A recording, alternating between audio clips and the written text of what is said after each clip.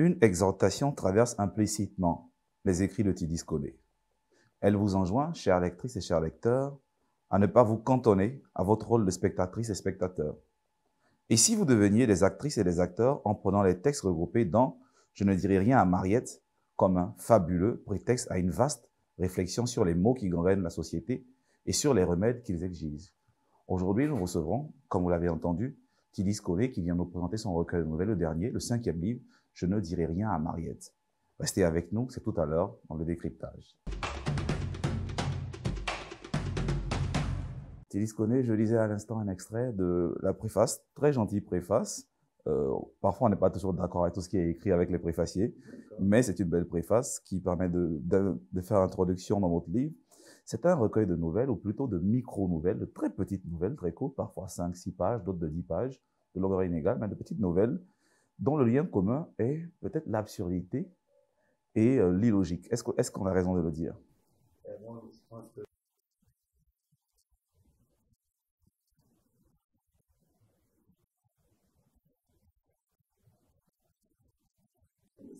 Vous parlez de vous à la troisième personne.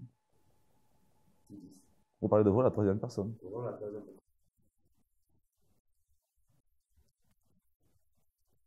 Ok. En fait, il y a un message quelque part dont vous êtes l'incarnation. Le porte, c'est spirituel, ça. Donc, je disais à l'instant, je parlais d'absurdité. Il y a des situations très absurdes, de la première à la dernière nouvelle.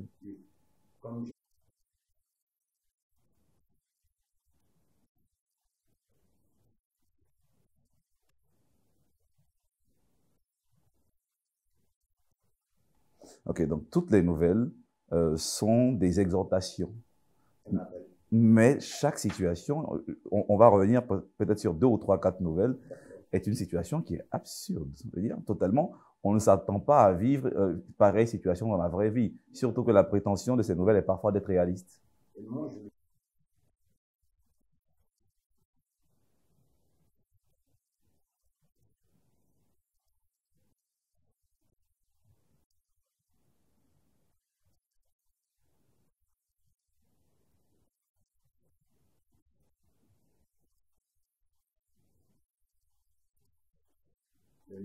Le nomastique qui est l'art de créer les noms, c'est ça?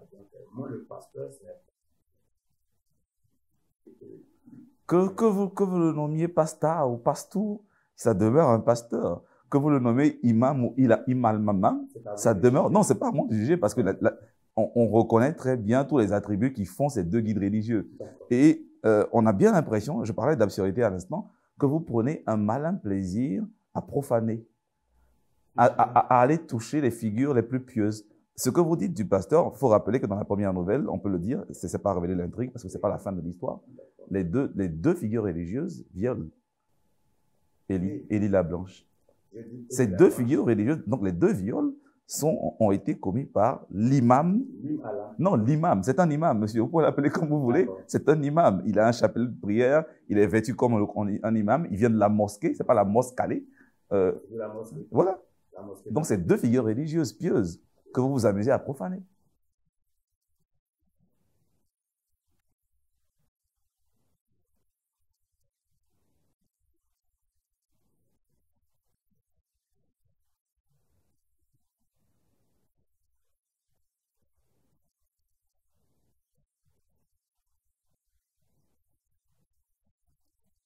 Pourquoi vous décidez de ne vous focaliser que sur ce qui est mal, peut-être chez un imam ou chez un pasteur?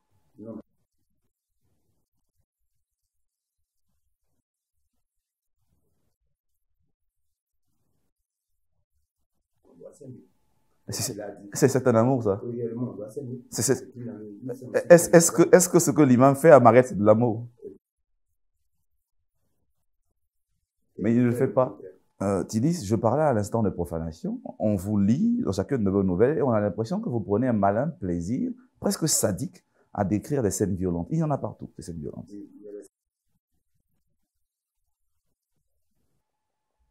C'est ça la réponse.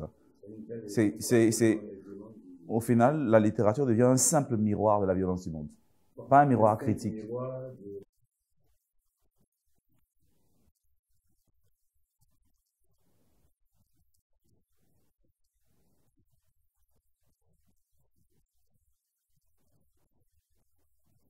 Si on reste sur la première nouvelle, et ça me permet d'enfoncer le clou de cette profanation, cette écriture de la profanation qui vous caractérise un peu à peu près comme Abdallah Koné, peut-être qui est quelqu'un avec qui vous socialisez beaucoup et que vous pensez l'écriture ensemble.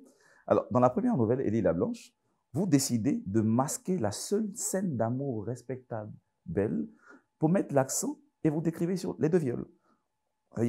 La scène la plus belle qui nous aurait permis peut-être d'avoir un peu plus de douceur dans ce récit, vous la masquez, vous la dissimulez, et vous décrivez les deux scènes de viol.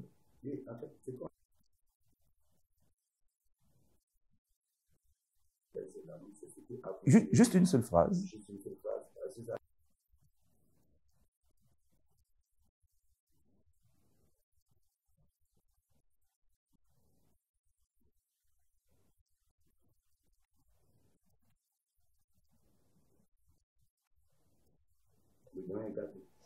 Non, mais je veux dire, moi, en tant que lecteur, ou j'imagine que les autres lecteurs peut-être penseront encore, moi, j'ai pas évidemment la science infuse, la lecture infuse, mais vous, en tant qu'écrivain, pourquoi décidez-vous de mettre l'accent sur des viols douloureux, sadiques, cruels, et au lieu de faire, vous auriez pu contrebalancer ces scènes de viol avec une longue scène d'amour qui permettrait au lecteur de souffler, mais il est épuisé constamment par cette violence qui revient dans tout le récit.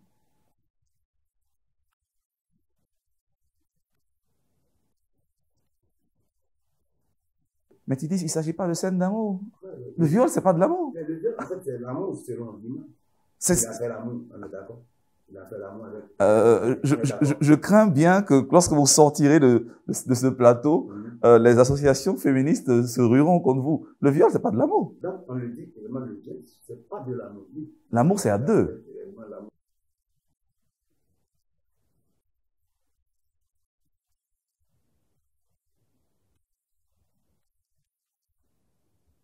C'est tout comme il use de son pouvoir. Il écrase. À aucun moment il le dit, oui, le pasteur, il a drogue.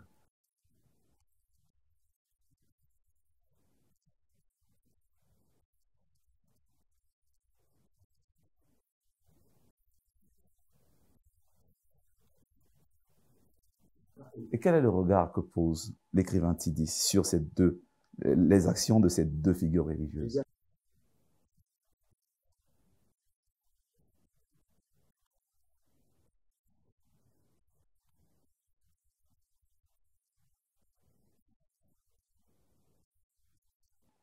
On est content de l'entendre, même si je continue de croire qu'il y a un vrai décalage entre cette posture idéologique que vous avancez ici, vous affirmez ici, et l'écriture que vous adoptez, très cruelle, qui laisse peu de temps à je sais pas, je préfère qu'on passe à cette question suivante. Toujours dans le même esprit, profanation surtout, c'est quasiment comme un choix chez vous. Le portrait des femmes est très peu amélioratif. Très peu amélioratif.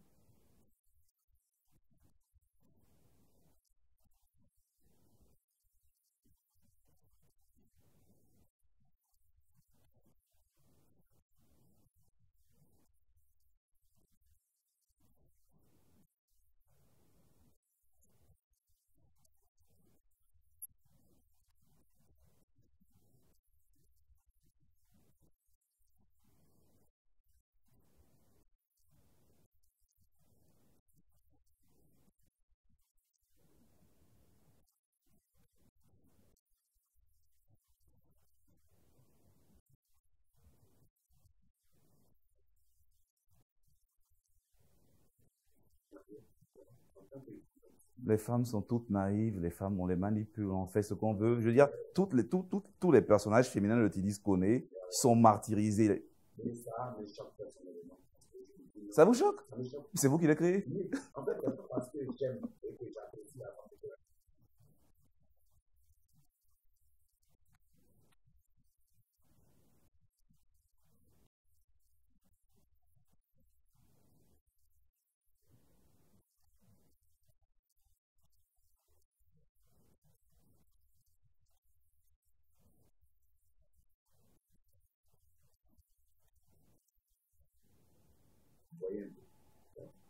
Alors pour vous, la seule façon de valoriser la femme, c'est d'en faire une sorte de marionnette dans vos récits.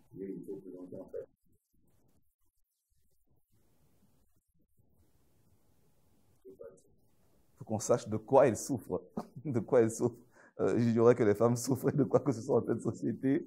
Ils disent on apprend beaucoup de choses très étranges avec vous tout au long de votre recueil de nouvelles. Donc, au final, pour vous, la solution pour que la littérature soit efficace et qu'elle joue son rôle dans cette lutte contre les inégalités sociales, bah, c'est de tout montrer comme si la littérature était un miroir neutre.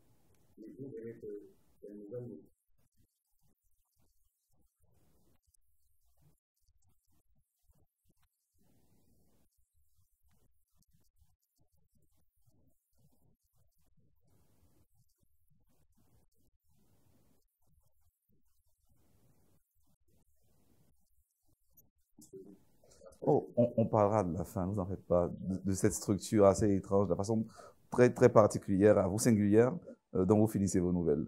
Mais en attendant, il y a quelqu'un qui a besoin de vous poser une question, c'est l'instant lecteur.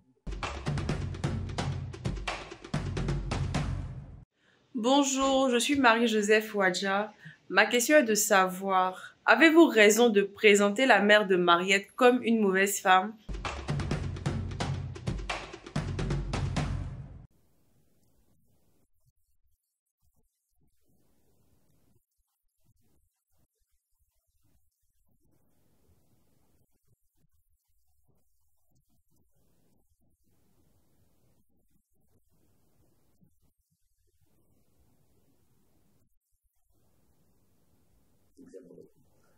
Je pense que notre lecteur, tout comme moi, a deviné, a eu le même regard. Vous êtes très dur avec les femmes dans votre écriture. D'ailleurs, il y a un extrait à la page 59, c'est la nouvelle « Je ne dirai rien à Mariette », je lis. Il parle des femmes, hein, le personnage. Elle, contrairement à celle de l'époque de nos mères, se moque de l'identité réelle des femmes. Je cite l'identité réelle des femmes, la soumission, le respect de soi, la véridicité et la fidélité à l'identité qui couronne tout ce que je viens de citer. Tidis, est-ce le personnage ou vous qui parlez? C'est le néant. Ah, c'est quoi? Qu'est-ce que ça veut dire le néant? Soyons sérieux, c'est vous qui écrivez. C'est Philippe qui écrit. Je pense qu'il y a chez vous une facilité à vous cacher derrière une sorte d'incarnation spirituelle de mots qui viendraient d'ailleurs. Ces mots ont été écrits par vous, ont été relus par un éditeur, vous avez lu la correction. Donc ça veut dire, même si vous avez été inspiré par quelqu'un, je ne sais pas, une figure spirituelle du nord du pays ou du sud du pays, c'est vous qui validez ce texte. Donc que pensez-vous de ces propos-là?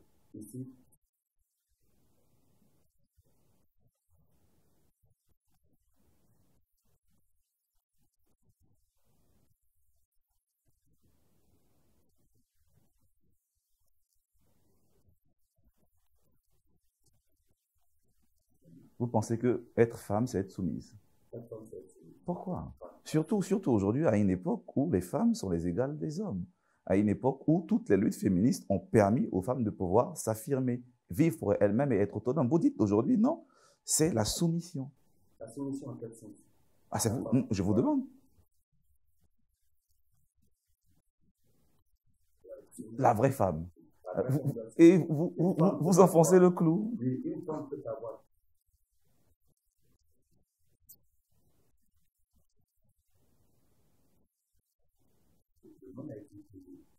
Pas le monde n'a pas été créé ainsi. Les cultures se sont constituées ainsi. Il y a des cultures où l'homme n'est pas le chef. On ne naît pas avec un fouet dans la main ou une louche dans la main.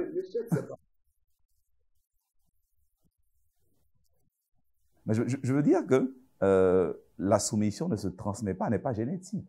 C'est pas un legs génétique. On ne naît pas soumise. C'est la société qui soumet les femmes. Donc, en disant cela, bah, vous rabaissez encore plus les femmes qui luttent depuis des décennies pour être autonomes. Ah, bah, on n'a pas l'impression.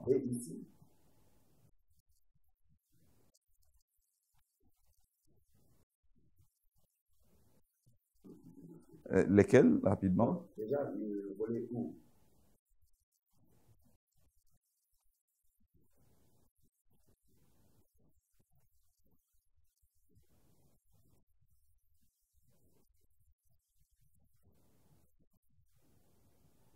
Tidis, on va marquer une petite pause. on reviendra sur cette querelle féministe qui me tient à cœur parce que je l'assume pleinement, cette position-là. Juste l'instant pour nous de rendre hommage à une grande figure de la littérature africaine, les grandes plumes.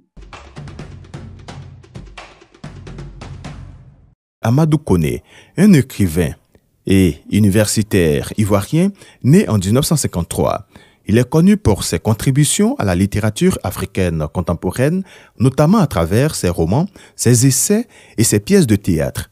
Parmi ses œuvres les plus notables, on trouve Les Frasques des Bintou, paru en 1978, un roman qui traite des défis de la jeunesse ivoirienne face aux pressions sociales et culturelles, et Le Djihad sur le bétail, paru en 1989, qui explore les conflits religieux et ethniques en Afrique de l'Ouest.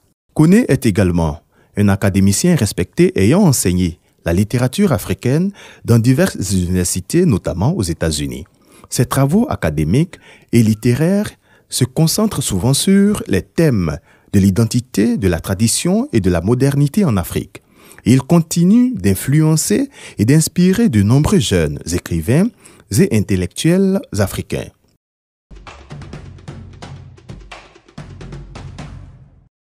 Les Frasques de Bintou d'Amadou Koné, un roman qui n'est plus à présenter, tellement célèbre qu'il finit par occulter toute l'œuvre de cet écrivain ivoirien. Tidis Koné, j'imagine que vous avez lu, comme moi et comme les gens de notre génération, Les Frasques de Bintou. Est-ce qu'on va dire que c'est l'un des livres peut-être qui vous a donné envie de devenir écrivain?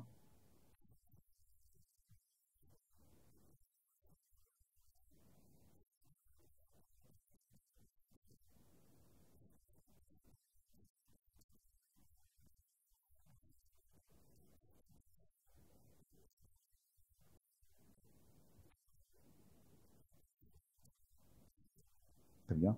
On a parlé d'absurdité, on a parlé parfois de scènes inattendues, illogiques, invraisemblables. Mais il y a une particularité dans l'écriture de votre nouvelle, dans leur structure, c'est leur chute. C'est pas juste inattendu, c'est parfois illogique. D'ailleurs, on se demande, mais pourquoi est-ce que ça finit comme ça? Lorsqu'on regarde la logique de l'évolution de l'intrigue, on se dit, mais ok, ce genre de fin, pourquoi? Et c'est pour toutes les nouvelles.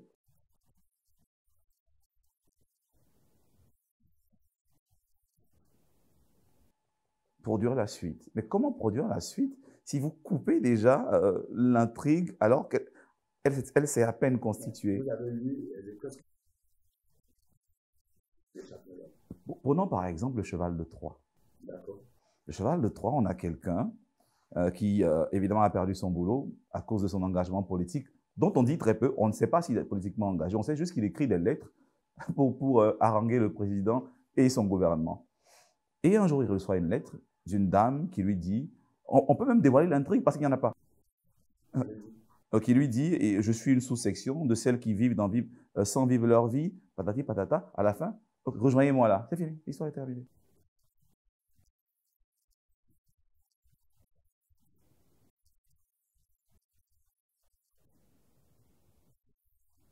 Oui, oui, oui.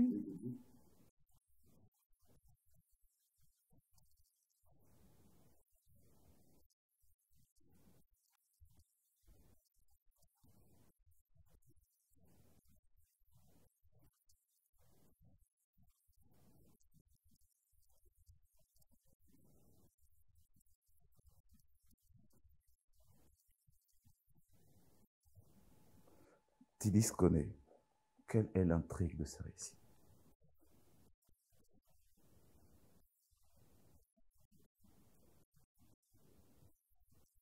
Ça tiendra en une phrase, cette intrigue.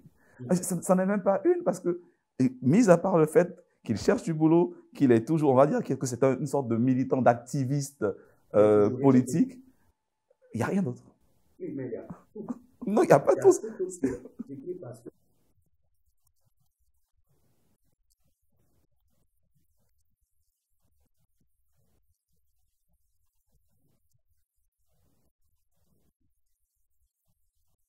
C'est République.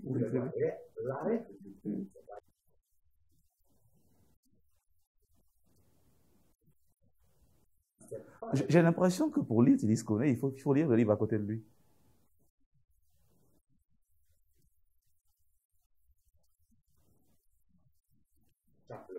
Et je crois, à mon avis, que c'est peut-être l'une des faiblesses des nouvelles, c'est que vous laissez un peu trop de liberté au lecteur. Parfois, on veut aussi qu'on nous prenne par la main, et quand on est suffisamment sûr que le chemin est tracé, qu'on le trace par la suite. Mais vous nous dites juste, regardez les chemins, allez-y.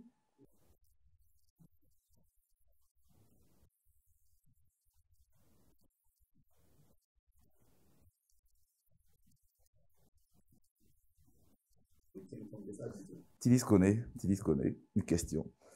Est-ce qu'on pourrait dire que vous vous servez de la cruauté, du sadisme de votre écriture, de ces scènes violentes pour masquer une faiblesse stylistique? Une faiblesse stylistique.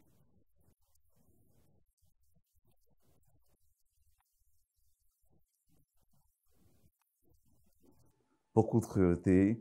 On imagine que, comme tous les écrivains, cette cruauté sert également à nourrir l'espoir chez les lecteurs. Merci Tidis Koné, ça a été un plaisir. Merci Tidis Koné, ça a été un plaisir cet échange. On espère que les lecteurs et les lectrices accourront vers les librairies pour s'offrir Je ne dirai rien à Mariette, recueil de nouvelles. On vous revoit très bientôt, on l'espère. Cruel ou pas, sadique ou pas, vous nous direz des nouvelles de ce recueil de nouvelles. Je ne dirai rien à Mariette de Tidis Koné, 5e livre du cru de cet auteur qui est très connu dans le milieu littéraire ivoirien. Nous, on a pris beaucoup de plaisir à animer cet échange, à discuter avec lui. On espère que vous aussi. N'oubliez pas, il y aura du slam dans pas longtemps, mais comme je l'aurais dit, chaque jour avant la semaine prochaine, lire des livres, des livres.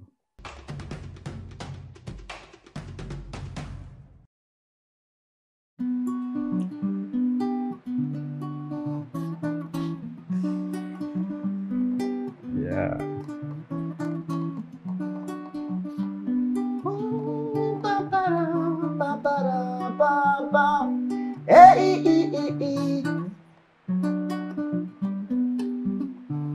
Sur la toile, j'ai entendu parler de tes rues aux éclats 5 étoiles.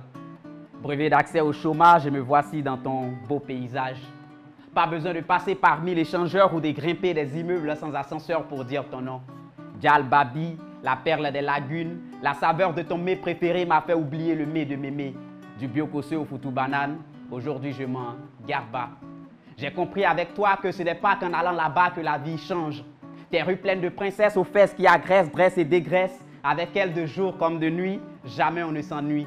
Collant, mini, jean pété puis se tresser. Le soir, rendez-vous dans un bar maquis ou boîte pour déstresser. On se fracasse au rythme des roues casse-casse. Dose de jus de maïs et de tabac dans nos têtes se tabassent. La journée, elle vend de l'eau glacée et du lotus. Le teint multicolore, la nuit, elle vaut de l'or. Le lendemain matin, les caniveaux étouffent de dessous, de préservatifs et de fœtus dont la pourriture enfante les microbes qui anémient la population au passage. Les anarcheurs sont partout. Le renard passe-passe, chacun à son tour. Les tours se comptent en alphabet, les voleurs font bouche B. Le costume est vulgarisé, les vendeurs d'illusions y sont déguisés. À la gare, les fils de Marley sont calés. Prêts à te palper et décaler, ils ne sont jamais lucides. À petit feu, ils se suicident. Cigarettes, drogue et alcool font corps avec leur corps. Leur gamme, c'est la bagarre. Ils se tabassent à sang et ils s'en garbent. Quand c'est gâté, on oublie Molière au profit de Nash. Toi, tu saches, le baoulé au profit du Nouchi. A au foyer, une bating bling bling. Sangosia clone de. Abidjan, c'est pas forcé. Non, non, non, non, pas forcé. Abidjan, c'est pas forcé. Non, non, non, non, pas forcé.